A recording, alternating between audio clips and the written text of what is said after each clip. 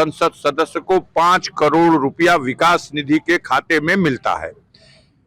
मेरे 5 साल के कार्यकाल के लिए 25 करोड़ रुपया तो होना चाहिए।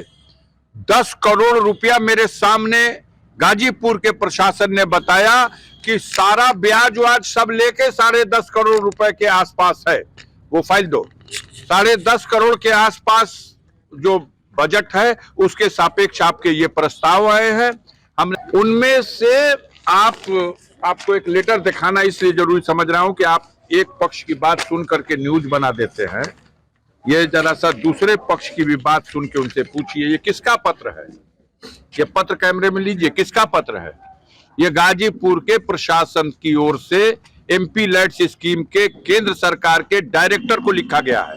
इसमें यह लिखा गया है कि आपका 8 फरवरी का पत्र आया है, सांसद निधि के संबंध में हिसाब दो और ऑडिट करा के रिपोर्ट दो और 3 करोड़ से कम की धनराशि हो गई ये सूचित करो ताकि उनका आगे का बजट दिया जाए। इसका जवाब 1 मार्च को दिया गया है। ये 22 दिन भारत सरकार के इस लेटर को गंभीरता से नहीं लिया गया। फिर उसके बाद ये हिसाब गाजीपुर का प्रशासन ने दिया है। इसकी भी फोटो ले लो। इसमें देखो लिखा है पूरा। इसमें लिखा है भारत सरकार से प्राप्त धनराशि वित्तीय वर्ष 19-20 में 2.5 करोड़, 20-21 में 0,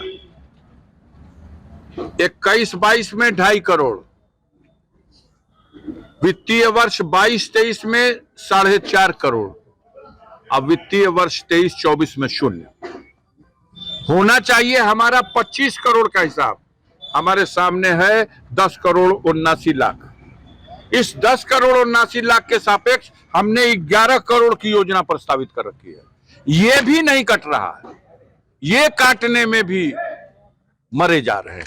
हमसे जब प्रधान मांगेगा कि हमारे यहाँ कुछ दीजिए विकास, तो 25 करोड़ तक का तो हमने एक जो तरीका है, नियम है, नीति है कि भाई हमारे सामने 10 करोड़ का तो हिसाब जिला प्रशासन दे रहा, यानी अभी हमारा 15 करोड़ शेष है।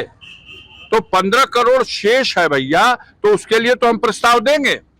आप बहुत से प्रधानों के लिए कार्य योजना हम प्रस्तावित करते हैं तो आप उसको रिजेक्ट करते हैं ये कह करके कि ये प्रधान जी ने इस कार्य योजना पर पहले काम करा दिया, ये प्रधान जी ने इस कार्य योजना पर 5 साल के अंदर ये इतना खर्च किया है इसलिए अस्वीकृत, इस परियोजना को प्रधान जी ने अपने गांव की या क्षेत्र पंचायत की कार्य योजना में सम्मिलित करा रखा है इसलिए कैंसिल।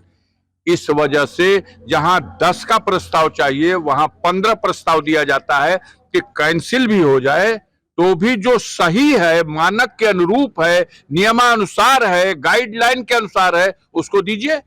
कहीं अगर लिखा हो, किसी गाइडलाइन में लिखा हो कि संसद सदस्य कार्यदायी संस्था प्रस्तावित नहीं कर सकता, मुझको दिखा दीजिए। हम आपके माध्यम से पूछ रहे हैं। सांसद जी अपने एक आरोप लगाया है बसपा पर कि वो गठबंधन नहीं करे, लेकिन नहीं, हमने आरोप नहीं लगाया। हमने ये कहा कि भारतीय जनता पार्टी का षड्यंत्र है कि वो बसपा को मिटाना चाहती है, डरती है बसपा यूपी में 4 बार सत्ता में रही है, घबरा गए हैं बसपा के, भाजपा और आरएसएस के लोग, तो वो बसपा को मिटाने के लिए षड्यंत्र किए।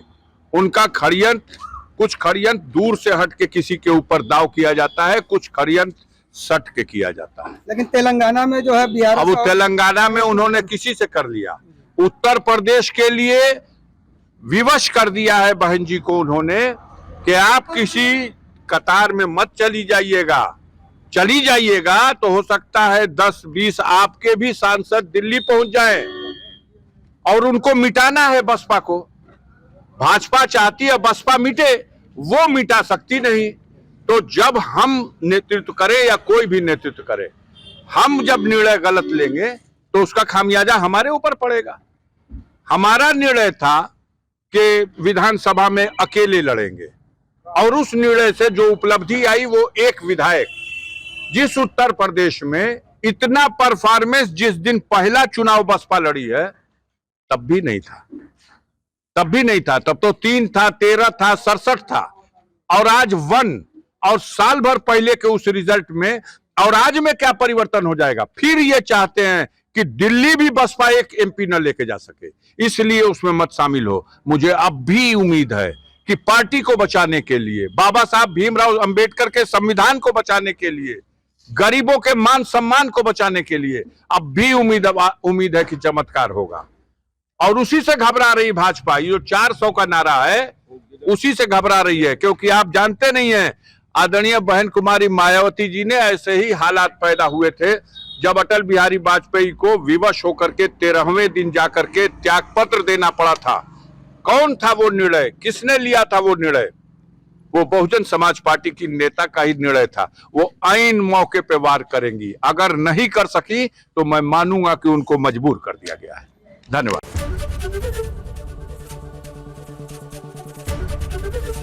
एबीपी गंगा, खबर आपकी, जुबान आपकी।